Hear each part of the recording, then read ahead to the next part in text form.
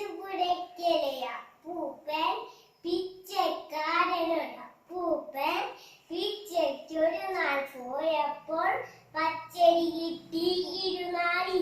പച്ചരി കൊണ്ട് അപ്പൂപ്പൻ കൊച്ചുപുരയ്ക്കൽ ചെന്നപ്പോൾ അമ്മൂമ്മയ്ക്കൊരു കൊതി തോന്നി. അപ്പം ചുടുകാൻ കൊതി തോന്നി. പച്ചരി വേഗം കുത്തിയിട്ട് ശർക്കര ചേർത്തു കലക്കിയിട്ട് ചൂട് വറുത്തു മൂന്നപ്പം ചുട്ടു നിരത്തി അമ്മൂമ്മ. നെയ്യിൽ മുങ്ങിയ നെയ്യപ്പം, അയ്യാരസിക നെയ്യപ്പം, മധുകൂറിയിടും നെയ്യപ്പം, മധുര ചക്കര നെയ്യപ്പം. വെള്ളം വായി നിറഞ്ഞപ്പോൾ ഉള്ളിലൊരാശ പെരുത്തപ്പോൾ കൊതിയ നമ്മുടെ അപ്പൂപ്പൻ കയ്യിലെടുത്തു രണ്ടപ്പം. അത് കണ്ടപ്പോൾ അമ്മൂമ്മ ദേഷ്യം വന്നു പെട്ടെന്ന്. ആര് പറഞ്ഞു രണ്ടപ്പം കയ്യിലെടുക്കാൻ മൂപ്പിനെ?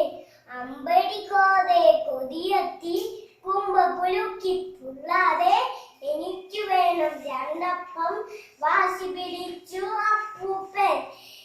തീ പുകയേറ്റോ ഞാനല്ലോ, അപ്പം ചുട്ടോ ഞാനല്ലോ, എനിക്ക് വേണം രണ്ടപ്പം വിളിച്ചു കൂവി അമ്മൂമ്മ. ഇരുവരും അങ്ങനെ വാശിയിലായി. വാശി മുഴുത്തിട്ടടിപിടിയായി. അമ്മൂമ്മയ്ക്കൊരു കടി കിട്ടി, അപ്പൂപ്പനൊരു തൊഴി കിട്ടി. അടിയും പിടിയും കൊണ്ടപ്പോൾ അടിപിടി വീണ്ടും മൂത്തപ്പോൾ നല്ലൊരു പോമായി കണ്ടെത്തി വില്ലൻ നമ്മുടെ അപ്പൂപ്പൻ. ഒത്തിരി നേരം രണ്ടാൾക്കും കുത്തിയിരിക്കാൻ മിണ്ടാതെ. ആദ്യം മിണ്ടിയാൽ ഒച്ചപ്പം, മറ്റേയാൾക്കോ രണ്ടപ്പം. അമ്മൂമ്മയ്ക്കത് സമ്മതമായി. അങ്ങനെ തർക്കം രമ്യതയായി. കാറ്റും കോടും നിന്നതുപോൽ അവിടെ മുഴുവൻ ശാന്തതയായി. അപ്പം കൊട്ടയിലാക്കിയിട്ട് അങ്ങേ മുറിയിൽ വെച്ചിട്ട് വീണ്ടും വരാന്തയിൽ രണ്ടാളും മിണ്ടാതങ്ങനെ ഇരിപ്പായി. പെട്ടെന്നുള്ളിൽ അടുക്കളയിൽ തടുകുടു വന്നൊരു സ്വരം കേട്ടു. മ്യാവ് മ്യാവ് വീട് കേട്ടു. അയ്യോ പൂച്ച ചതിച്ചല്ലോ. ആദ്യം മിണ്ടിയ അമ്മൂമ്മ. അയ്യേ മണ്ടി തോറ്റല്ലോ. തുള്ളിച്ചാടിയ അപ്പൂപ്പൻ. ഇരുവരും അങ്ങനെ വേഗത്തിൽ ഓടിച്ചാടി ചെന്നപ്പോൾ കൊട്ട മറിഞ്ഞു കിടപ്പുണ്ട്, കൊട്ടയൊഴിഞ്ഞു കിടപ്പുണ്ട്.